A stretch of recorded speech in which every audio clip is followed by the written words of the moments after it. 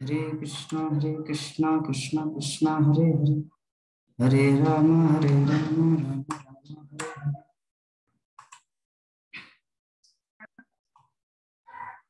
विभा माता जी पढ़ना चालू कीजिए, कोई भी भगवान विष्णु की।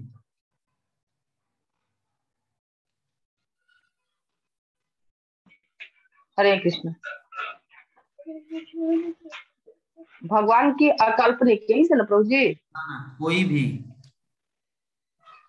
कोई भी भगवान विष्णु की अकाल्पनिक शक्तियों का अनुमान नहीं लगाया जा सकता है। भले ही कोई इस भौतिक संसार में परमाणु संयोजन की संख्या की गणना कर सके, फिर भी वह सर्वोच्च भगवान की विभिन्न ऊर्जाओं की गणना नहीं कर सकता। वामदेव के रूप में भगवान इतने शक्तिशाली थे कि केवल आगे बढ़ते हुए उन्हें पूरे ब्रह्मांड को, ब्रह्मलोक को पाताल लोक कर दिया। भगवान की अकाल्पनिक ऊर्जा पूरी सृष्टि में फैली हुई है। वह सर्वव्यापी है और अपनी ऊर्जा से वह सभी ग्रह प्राणियों को बनाए रखता है। फिर भी अपनी आनंद की शक्ति के माध्यम से वह अपने व्यक्तिगत निवास में स्थित रहता है, जिसे गोलोक के नाम से जाना जाता है। अपने ऐश्वर्य के विस्तार से भी सभी वैकुंठ ग्रहों में नारायण के रूप में मौजूद है। अपने भौतिक ऊर्जा का विस्तार करके वे असंख्य ब्रह्मांडों का निर्माण करते हैं, जिनमें असंख्य ग्रह है। इस प्रकार कोई भी सर्वोच्च भगवान की अद्भुत गतिविधियों का अनुमान नहीं लगाया जा सकता, और इसलिए सर्वोच्च भगवान की उरुक्रम अद्भुत अभिनेता के रूप में जाना जाता है। मैं विश्व शब्दलोक शब्द के रूप में ऊर्जा के एक विशेषज्ञ प्रदर्शन साथ ही परिभाषित किया गया है। बहुत जल्दी आगे कदम। पूर्ववर्ती शब्द का अर्थ है दूसरों के लिए काम करना। आमतौर पर लोग 3 कारणों से दिव्य गतिविधियों में लगे रहते हैं। इसी के समान है और एक शब्द, इसी के समान और एक शब्द है जिसका प्रयोग तब किया जाता है जब व्यक्ति अपनी व्यक्तिगत इंद्रिय तृप्ति के लिए कार्य करता है, लेकिन पूर्ववर्ती शब्द का प्रयोग तब किया जाता है जब क्रियाएं परमेश्वर की संतुष्टि के लिए की जाती है। इस प्रकार इस श्लोक में शब्द केवल भगवान को दिव्य सेवा प्रदान करने का संकेत दे सकता है। हेतु शब्द का अर्थ है कारण या कारण। आमतौर पर लोग 3 कारणों से दिव्य गतिविधियों में लगे रहते हैं। कुछ भौतिक सुख चाहते हैं, कुछ रहस्यवादी पूर्णता चाहते हैं, कुछ भौतिक बंधनों से मुक्ति चाहते हैं। जहां तक भौतिक भोग का संबंध है, ऐसी कई किस्में हैं जिससे गणना कोई नहीं कर सकता है। जहां तक रहस्यवादी शक्ति की सीढ़ियां का संबंध है, 18 है, और जहां तक भौतिक बंधनों की मुक्ति के प्रकार का संबंध है, 5 है। इस प्रकार के भोगों की अनुपस्थिति से प्रकट होने की स्थिति को अहेतुकी कहा जाता है।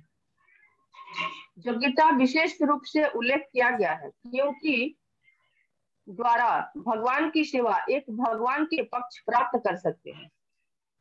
भक्ति शब्द का प्रयोग इस अलग अलग तरीकों से किया जा सकता है। इनमें से एक साधना भक्ति, व्यवसायिक भक्ति सेवा है। अन्य 9 प्रेम भक्ति की इसमें है भगवान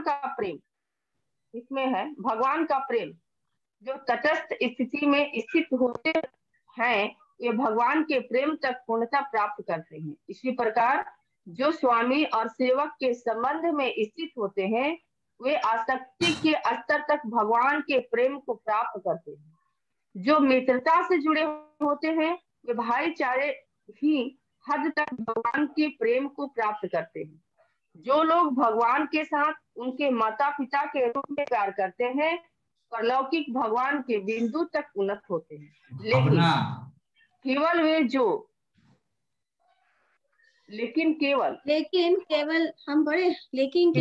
जो दाम्पत्य प्रेम में सर्वोच्च से संबंधित है, वे उच्चतम परमानंद का अनुभव कर सकते हैं।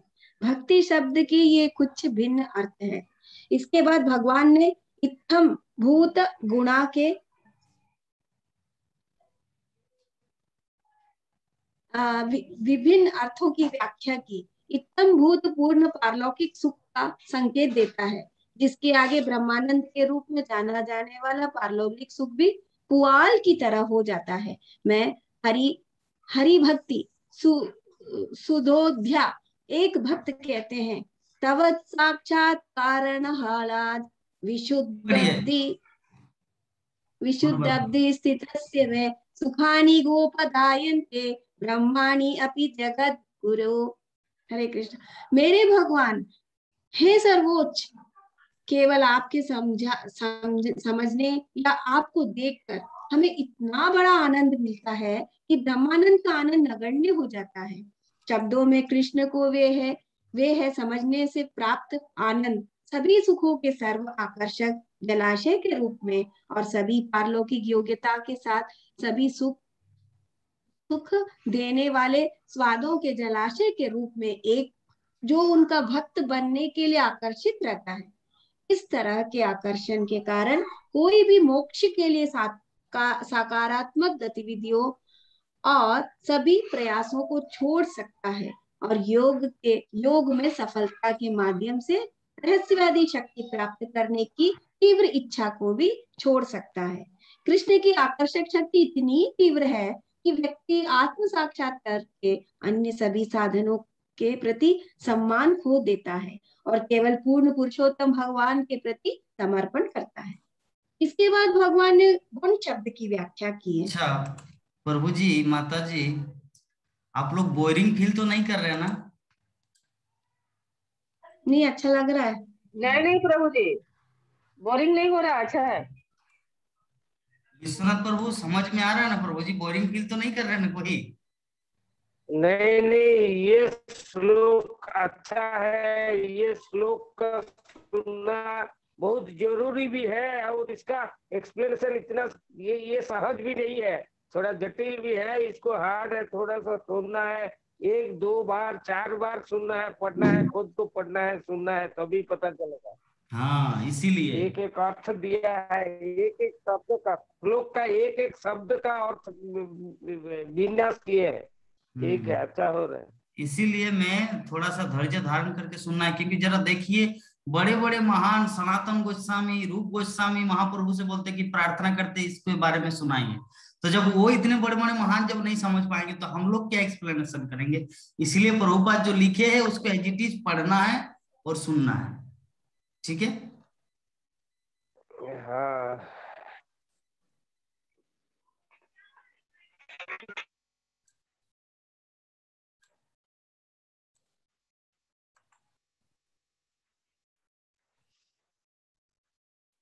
पढ़िए। कहाँ से हरे है? कृष्ण। कहाँ?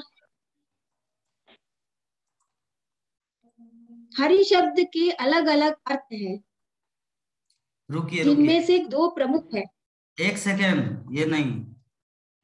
हरि शब्द से हरि शब्द हो वृंदावन प्रकट हुए, पढ़ लिए ना? ये हर कोई कृष्ण के प्रेम और स्नेह में आकर्षित हो गया, पढ़ लिए? नहीं हुआ, नहीं हुआ। गुण शब्द आत्माराम कविता। इसके बाद यहाँ से कहाँ? हाँ, तो यही तो हम, ये वाला हरि शब्द के अलग अलग अर्थ हैं। हरि शब्द तो आए थे, हम लोग हरि शब्द में आए थे। हरि शब्द के अलग अलग अर्थ है, जिनमें 2 प्रमुख है। हरि नाम इंगित करता है कि कृष्ण भक्त के जीवन से सभी अशुभ चीजों को दूर कर देते हैं और वह भक्त के मन को भगवान के पारलौकिक प्रेम से आकर्षित करते हैं। कृष्ण इतने आकर्षक है कि जो कोई भी उन्हें याद कर सकता है, 4 प्रकार के भौतिक दुखों से मुक्त हो जाता है। भगवान अपने भक्त पर विशेष ध्यान देते हैं और भक्त की विभिन्न पापपूर्ण गतिविधियों को दूर करते हैं। जो भक्ति सेवा की उन्नति के लिए बाधा है, इसे अज्ञानता के प्रभाव को रूट करना कहा जाता है। उसके बारे में सुनने मात्र से उसके प्रति प्रेम विकसित हो जाता है। यही प्रभु की देन है। एक तरफ वह अशुभ चीजों को ले लेता है और दूसरी तरफ वह सबसे शुभ चीजों की पुरस्कार देता है, चीजों को पुरस्कार देता है। इसका अर्थ है हरि। जब कोई व्यक्ति भगवान के प्रेम में विकसित होता है तो उसका शरीर, मन और बाकी सब कुछ भगवान के दिव्य गुणों से आकर्षित होता है। ऐसी है कृष्ण की दयालु गतियों और दिव्य गुणों की शक्ति। वह इतना आकर्षक है कि उसके प्रति दिव्य लगाव के कारण एक भक्त भौतिक सफलता के सभी 4 सिद्धांतों, धार्मिकता, आर्थिक विकास, विनियमित इंद्रिय तृप्ति और मोक्ष को त्याग देगा।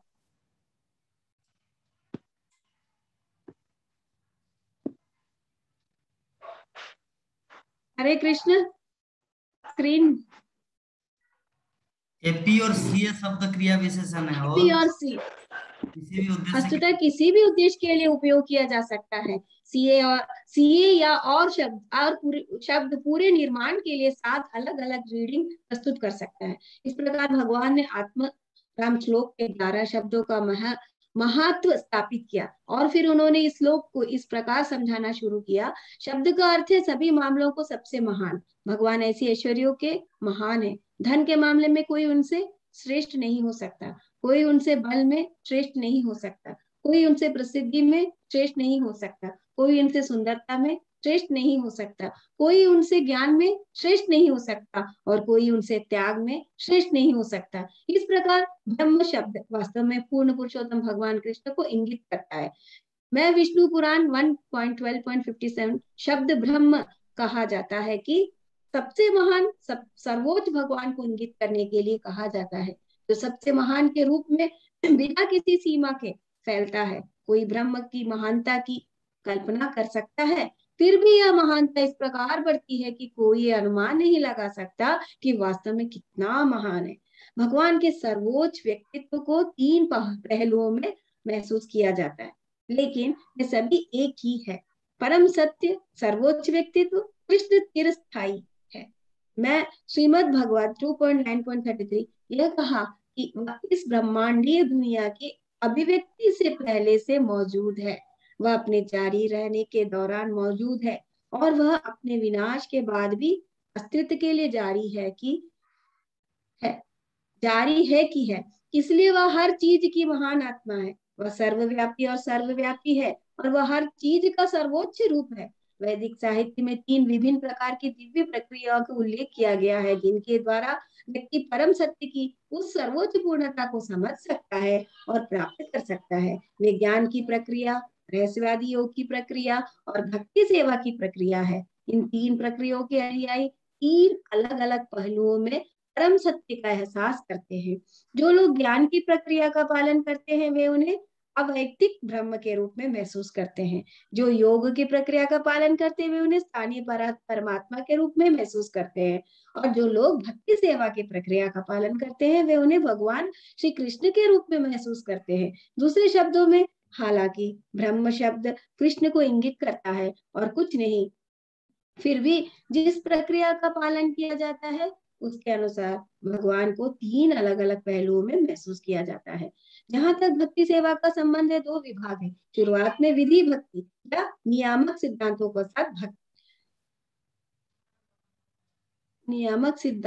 के साथ भक्ति सेवा है।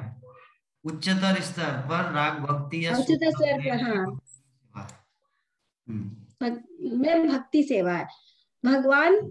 भगवान परम सत्य है, लेकिन अपनी विभिन्न शक्तियों के विस्तार से भी प्रकट होते हैं। जो लोग भक्ति सेवा के नियामक सिद्धांतों का पालन करते हैं वे अंततः आध्यात्मिक दुनिया के वैकुंठ को प्राप्त करते हैं, लेकिन जो भक्ति सेवा में प्रेम के सिद्धांतों का पालन करते हैं वह सर्वोच्च धाम आध्यात्मिक दुनिया के में सर्वोच्च ग्रह जिसे कृष्णलोक या गोलोक के रूप में जाना जाता है को प्राप्त होता है। वृंदावन। पारलौकिकवादियों को भी 3 श्रेणियों में विभाजित किया जा सकता है। अकाम शब्द का अर्थ है जिसकी कोई भौतिक इच्छा नहीं है। मोक्ष काम का अर्थ है कि जो भौतिक दुखों से मुक्ति चाहता है, और सर्व काम जो भक्ति इच्छाओं को पूरा करके आनंद लेना चाहता है उसे संदर्भित करता है। सबसे उसके बाद क्या लिखा प्रभु जी? एक शब्द वहां दिख नहीं रहा है, वो काला काला आ गया। सबसे बुद्धिमान, हाँ, पारलौकिकवादी अन्य बुद्धि पारलौकिकवादी अन्य सभी प्रक्रियाओं को त्याग देता है और भगवान की भक्ति में संलग्न होता है, भले ही उसकी कई इच्छाएं हो किसी भी प्रकार के गतिविधि के माध्यम से, चाहे वह फलदायी क्रिया हो या ज्ञान की खेती या रहस्यवादी योग की साधना।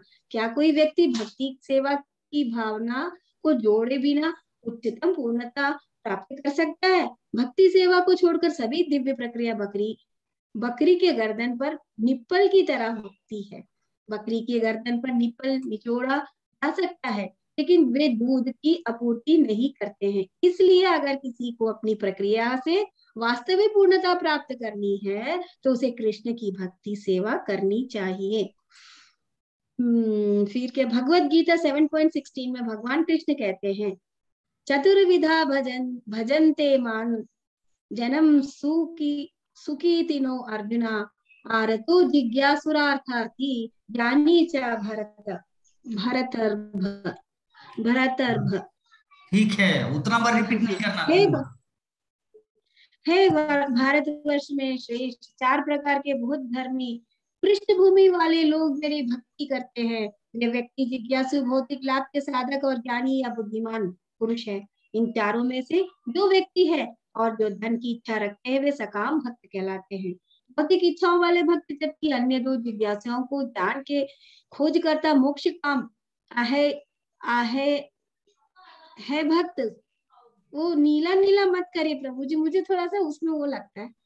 ठीक है, आप उसको हाईलाइट मत चीज करिए। को रिपीट नहीं करना है, जो चीज को नहीं कर पा रहे, कि हम लोग तो देख पा रहे हैं ना, हम लोग तो अनपढ़ नहीं है, हम लोग उसे समझ पा रहे हैं। ठीक है, जैसे एग्जाम्पल, कृष्ण की पूजा करते हैं, मान लीजिए आपका वो उच्चारण में असुविधा हो रहा है तो आप पार हो जाइए स्पीड, ठीक है। तो भौतिक इच्छाओं वाले भक्त, जबकि अन्य दो जिज्ञासुओं और ज्ञान की खोज करता मोक्ष का है भक्त मुक्ति के साधक है, क्योंकि वे सभी कृष्ण की पूजा करते हैं। वे सभी बहुत भाग्यशाली माने जाते हैं। समय आने पर वे सभी इच्छाओं को त्याग कर परम भगवान के शुद्ध भक्त बन जाते हैं, तो उन्हें सबसे भाग्यशाली माना जा सकता है। ऐसे भाग्यशाली शुरुआती भगवान कृष्ण के शुद्ध भक्तों की संगति में ही विकसित हो सकता है। जब कोई शुद्ध भक्तों के साथ जुड़ता है तो वह स्वयं शुद्ध भक्त बन जाता है। श्रीमद् भागवतम 1.10.11 में इसकी पुष्टि की गई है। सत्य संगन मुक्ता दुस्संगो हंतु नाट सहते बुध कीर्तिमानम यशो यस्या साकी आकार्य लोकाना। एक व्यक्ति जो वास्तव में बुद्धिमान है, शुद्ध भक्तों की संगति से भगवान कृष्ण और उनकी गतिविधियों का विवरण सुनने के समक्ष है। ये गतिविधियां इतनी आकर्षक है कि जो कोई इनके बारे में सुनता है वह भगवान के साथ इस तरह की संगति को छोड़ना नहीं चाहते हैं। शुद्ध भक्तों की संगति को छोड़कर सभी संगति कहता छल है। श्रीमद् भागवत में 1.1.2 में इसकी पुष्टि की हुई है, जिसमें कहा गया है सभी धोखाधड़ी प्रक्रियाएं जो पारलौकिक बोध में बाधा डालती है को फेंक दिया जाना है। द्वारा श्रीमद् भागवतम के रूप में यह है, और इस तरह समझ एक ट्रांसेंट सामग्री दुख के 3 प्रकार मदद करता है। श्रीमद् भागवतम सबसे महान व्यासदेव द्वारा संकलित किया गया है और यह उनके परिपक्व अनुभव से निकलने वाली एक कृति है। श्री भागवतम को समझकर और भक्ति सेवा प्रदान करके व्यक्ति तुरंत अपने हृदय में सर्वोच्च भगवान को पकड़ सकता है। भगवान चैतन्य ने तब समझाया कि इस भागवतम में प्रोदित शब्द श्लोक मुक्ति की इच्छा को दर्शाता है। एक महान भाष्यकार ने समझाया कि मुक्ति की इच्छा ईश्वर प्राप्ति के मार्ग में सबसे बड़ी बाधा है। लेकिन अगर कोई किसी तरह कृष्ण के पास आता है और उनके बारे में सुनना शुरू करता है, कृष्ण इतने दयालु है कि वे उन्हें आश्रय के रूप में अपने चरण कमलों का पुरस्कार देते हैं। तब भक्त या पारलौकिक सब कुछ भूल जाता है और भगवान की भक्ति सेवा में लग जाता है। जब कोई भक्ति सेवा में या पूर्ण कृष्ण भावनामृत में भगवान के पास आता है तो पुरस्कार स्वयं सर्वोच्च होता है। एक बार भगवान के लिए संलग्न होने के बाद कोई अब कुछ भी नहीं मांगता है, जैसे कि व्यक्ति और वह जो भौतिक संपत्ति की इच्छा रखता है। शुद्ध भक्तों की संगति भगवान की अकारण कृपा है। संक्षेप में कृष्ण आत्माराम श्लोक के सभी शब्दों के पीछे का अर्थ है। अब तक भगवान चैतन्य आत्माराम श्लोक की परिचय के बारे में ही बात की थी। आगे उन्होंने इसकी वास्तविक स्थिति के बारे में बताया। 2 प्रकार के पारलौकिकवादी है जो ज्ञानी की खेती करते हैं।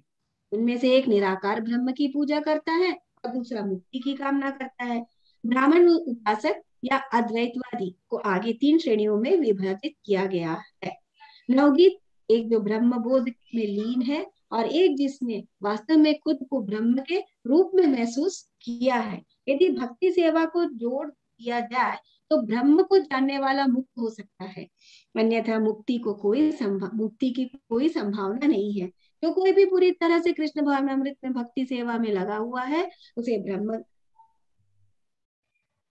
की पूजा ब्रह्मों में उसे पहले से ही ब्रह्म के पहले से ही महसूस किया जाता है। भक्ति सेवा इतनी प्रबल है कि पूजा के मंच से भी कृष्ण की ओर आकर्षित होता है। भगवान भक्त को आध्यात्मिक शरीर की पूर्णता प्रदान करते हैं और भक्त हमेशा के लिए कृष्ण का दिव्य सेवा में संलग्न रहता है।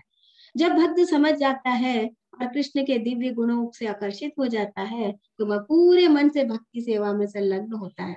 उदाहरण के लिए 4 कुमार और सुखदेव गोस्वामी अपने जीवन की शुरुआत से ही मुक्त हो गए थे, फिर भी अपने बाद के जीवन में वे कृष्ण की लीलाओं के प्रति आकर्षित हो गए और भक्त बन गए। सनक और अन्य कुमार कृष्ण को अर्पित किए गए फूलों की सुगंध और उनके दिव्य गुणों से आकर्षित थे और इस प्रकार वे उनकी भक्ति सेवा में लगे रहे। इसी प्रकार 11वें सर्ग में जिन 9 मनीषियों का उल्लेख मिलता है, श्रीमद् भागवतम को जन्म से ही दिव्य माना जाता है, लेकिन वे ब्रह्म, भगवान शिव और नारद से कृष्ण की दिव्य गुणों को सुनने के आधार पर भगवान के भक्त बन गए। कभी कभी कोई कृष्ण और उनकी दिव्य गुणों के प्रति आकर्षित हो जाता है केवल उनके दिव्य शरीर की सुंदर विशेषताओं को देखकर। इस मामले में भी व्यक्ति मुक्ति की इच्छा को त्याग देता है और उसकी भक्ति में संलग्न हो जाता है। भक्त तथाकथित ज्ञान की साधना में अपने समय के नुकसान का पश्चाताप करता है और भगवान का शुद्ध भक्त बन जाता है। 2 प्रकार की आत्मा है जो भौतिक शरीर में रहते हुए भी मुक्त होती है। आत्मा भक्ति से मुक्त होती है और आत्मा ज्ञान की खेती से मुक्त होती है। भक्ति सेवा से मुक्त आत्मा कृष्ण के दिव्य गुणों से आकर्षित होकर अधिक से अधिक उन्नत हो जाती है, जबकि जो लोग शुष्क अटकलों से संलग्न होते हैं और बिना भक्ति के ज्ञान की खेती करते हैं वे अपने कई अपराधों के कारण गिरते हैं। श्रीमद् भागवत में 10.2.32 में इसकी पुष्टि की हुई है, जहाँ यह कहा गया है कि ये नए रवि द्रक्ष विमुक्त मानने सा तवाय अस्त भावद अविशुद्ध बुद्धाय अरूह्य कुच्छेष परम पदम पातन्ति अधोनादिता युष्मद अधराय। हे भगवान, जो स्वयं को मुक्त समझते हैं लेकिन जो भक्ति सेवा के स्पर्श के बिना है उनकी बुद्धि शुद्ध नहीं है। भले ही वे कठोर तपस्या और तपस्या के द्वारा मुक्ति के उच्चतम बिंदु तक पहुंच जाते हैं, फिर भी वे इस भौतिक अस्तित्व के में फिर से गिरने के लिए निश्चित है, क्योंकि वे आपके चरण कमलों की शरण नहीं लेते हैं। भगवान कृष्ण पुष्टि करते हैं कि ये भगवद गीता 18.54 में है, ब्रह्मभूत प्रसन्नात्मा ना शोकति ना कणनति समम सर्वेषु भूतेषु मद भक्तिम लभते परम। जो वास्तव में ब्रह्म बोध में स्थित है वह पूर्ण रूप से सहर्षित है, उसके पास शोक करने का, किसी भी चीज की इच्छा करने का कोई कारण नहीं है और वह सभी के लिए समान है। इस प्रकार वह शुद्ध भक्ति सेवा का पात्र है। यह बिल्व मंगल ठाकुर द्वारा चित्रित किया गया है, जिन्होंने अपने बाद के जीवन में लिखा था, मैं सर्वोच्च के साथ एक होने के लिए एक अद्वैत के रूप में स्थित था, लेकिन किसी न किसी तरह मैंने एक शरारती लड़के के संपर्क किया और उसका शाश्वत दास बन गया।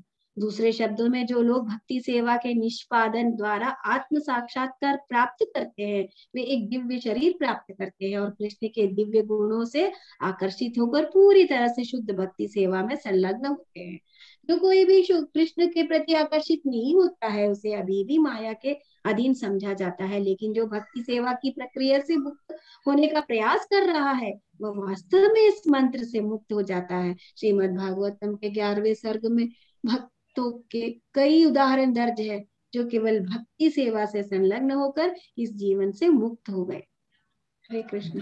और प्रेमानंदे। हरि हरि हरि हरि बोल।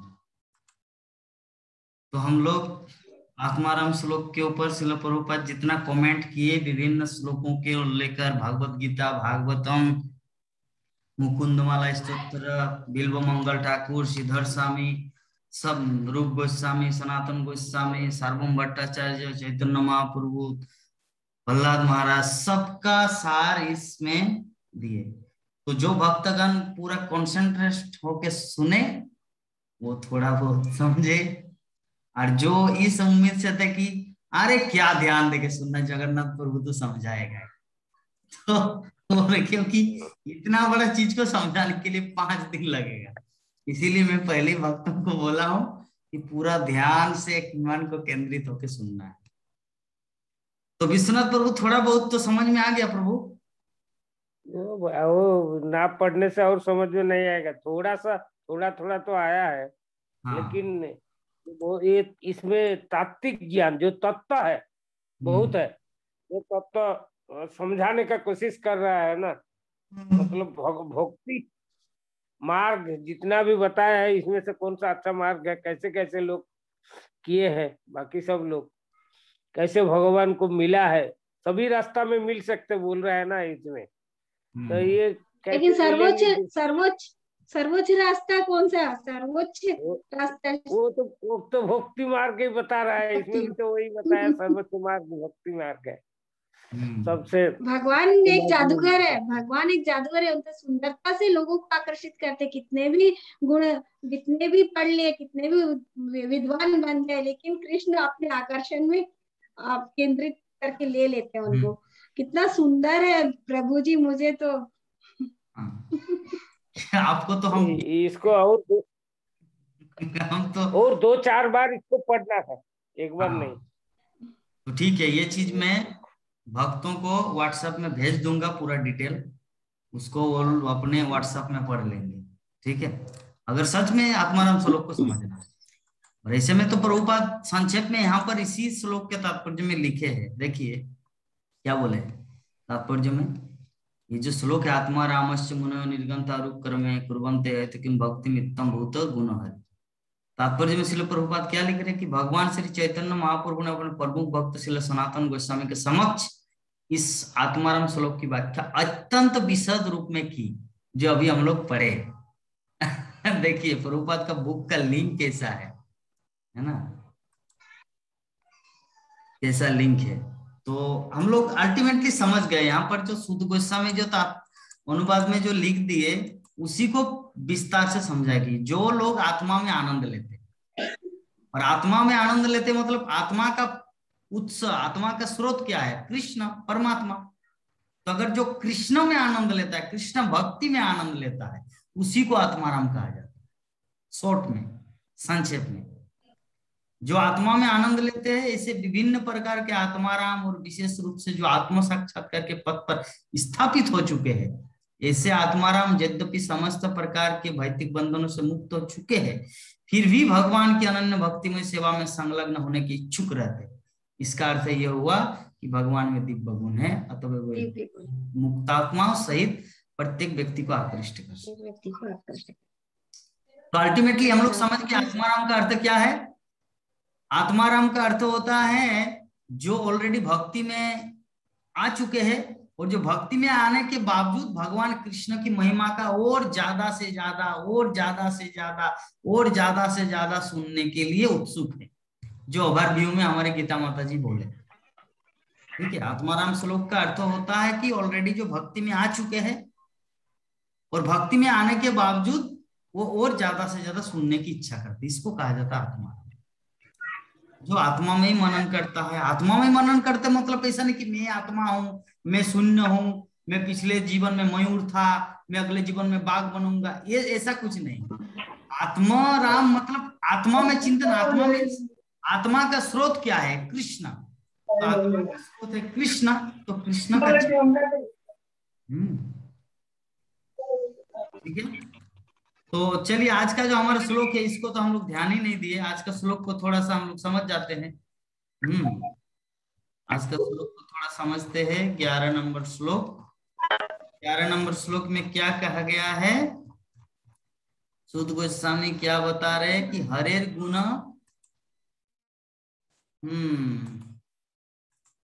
हरेर गुण क्षिप्तम अतिर भगवान बादरायणी अद्य ज्ञानम महदाख्यानम नित्यम विष्णु जनप्रिय।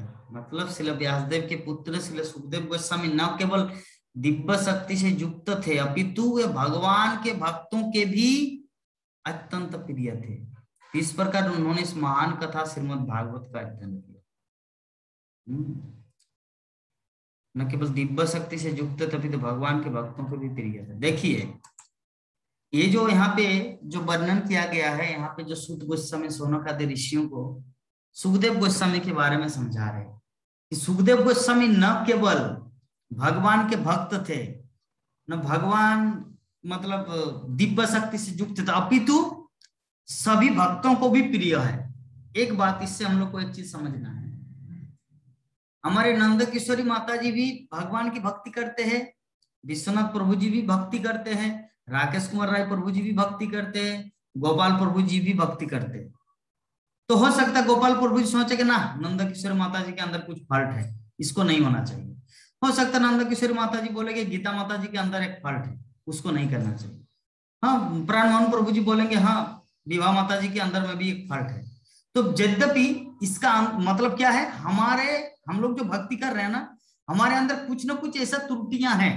जैसे कोई बोल सकते प्रभु जी क्लास तो बहुत अच्छा देते हैं जगन्नाथ प्रभु, लेकिन सबके सामने डांट देते हैं, मुझे अपमान फील होता है, मेरे अंदर एक फॉल्ट है ना।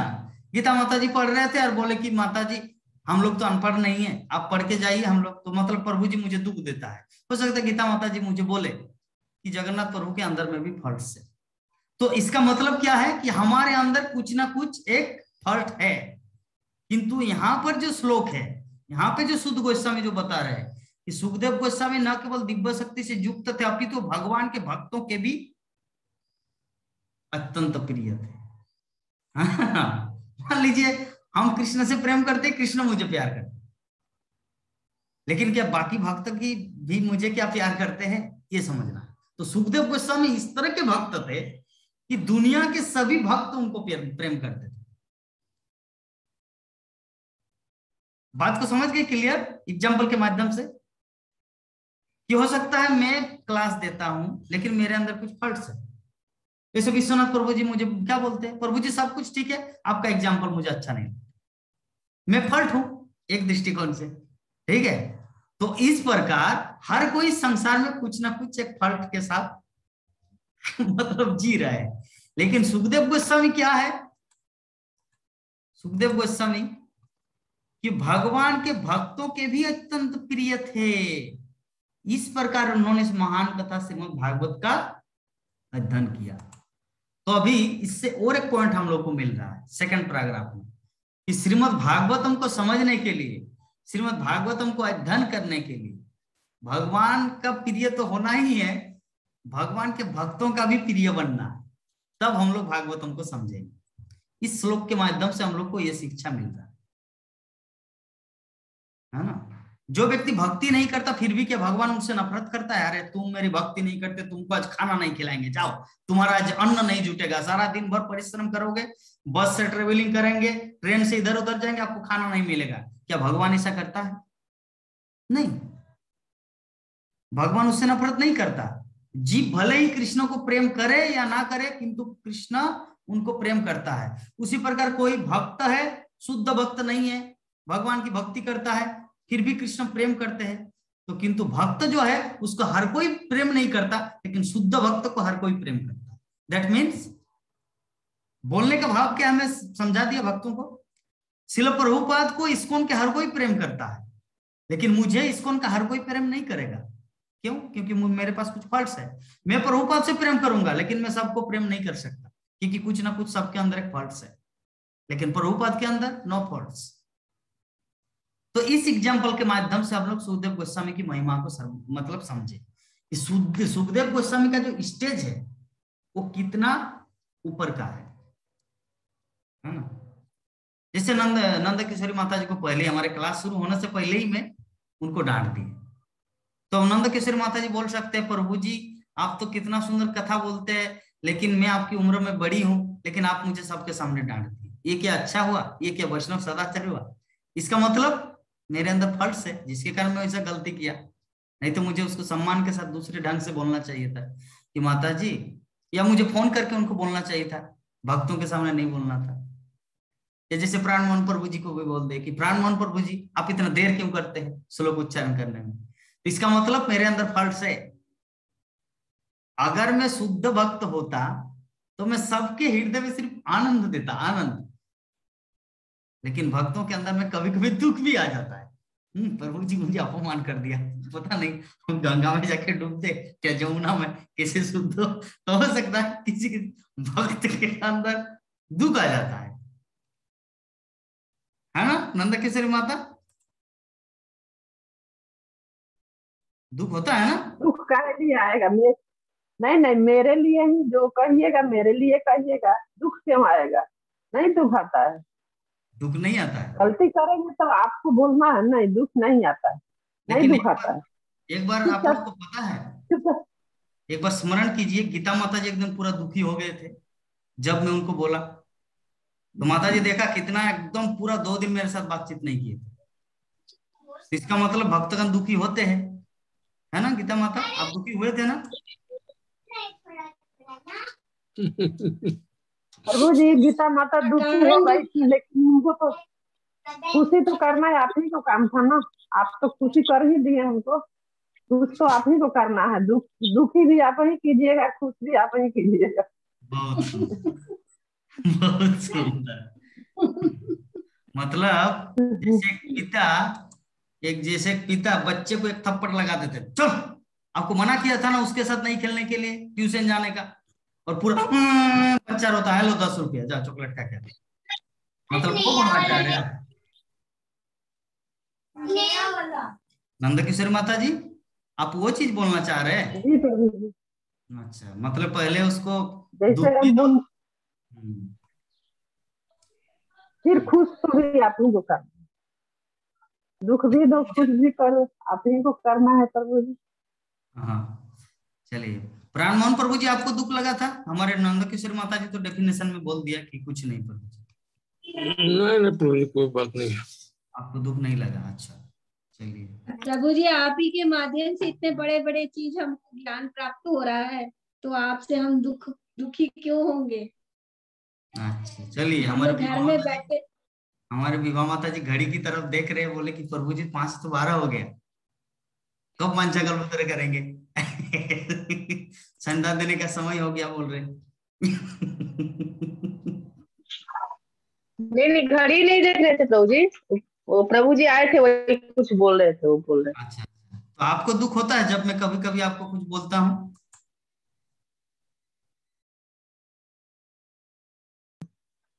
नहीं दुख नहीं होता है, अब संसारिक जगत में है तो दुख सुख तो साथ में है ही। वो दुख सुख अलग है। ये सब थोड़ा सा मेरी बानी में एक दिन तो आप 2-3 दिन रो दिए थे, 2-3 दिन अच्छी तरह प्रसाद नहीं पाए थे, आपको याद है ना? नहीं नहीं, ऐसा कुछ नहीं है। तो इसका मतलब मैं भक्तों को दुख देता हूँ, तो चलिए क्या किया जाए। इसका मतलब ये प्रमाणित होता है कि विश्वनाथ प्रभु जी का कुछ बोलना है शायद, ये सब श्रवण करने के बाद कुछ कमेंट कर रहे हैं प्रभु जी शायद। क्या कमेंट करना है वो? आपके तो मुस्कुराहट से पता चल जाता है, आप जब मुस्कुराते हैं मुझे लगता है कि प्रभु जी कुछ बोलना चाह रहे हैं। ये तो संसार है, ये संसार में सभी के किसी ना किसी बातों में जब सुख दुख किसी को भी आ जाए, तो वो तो जिस रास्ता में हम लोग है ना, इसमें सुख दुख तो वो एक ही का ऊपर निर्भर करता है, परमेश्वर भगवान का ऊपर ही निर्भर करता है। किसी का बातों पे, किसी का सुख दुख जो होता है वो क्षणिक के लिए होता है, कैसे वो चले जाते हैं, वो रखना भी नहीं चाहिए। तो ये परमेश्वर भगवान का चिंता में जब ऐसा सुख दुख आएगा, अरे मैं क्या दुखी हो गया, भगवान का शरण एक बार भी नहीं कर पाया, तब वो दुख होता है। यस, ये दुख, वो सुख सुख है, वो उसको शरण करने से भी जब दुख होता है तब भी सुख है। बहुत सुंदर प्रभु जी, बहुत एकदम पूरे सबके सार चीज को बताए कि भगवान की कथा हम श्रवण नहीं कर पाए, अच्छी तरह नाम जप नहीं कर पाए, इसीलिए दुखी होना है ना। इसी की बातों से ये संसार में तो सुख दुख लगा है, ये सुख दुख नहीं है। असली दुख वो है जब हम जिस दिन हम लोग भक्त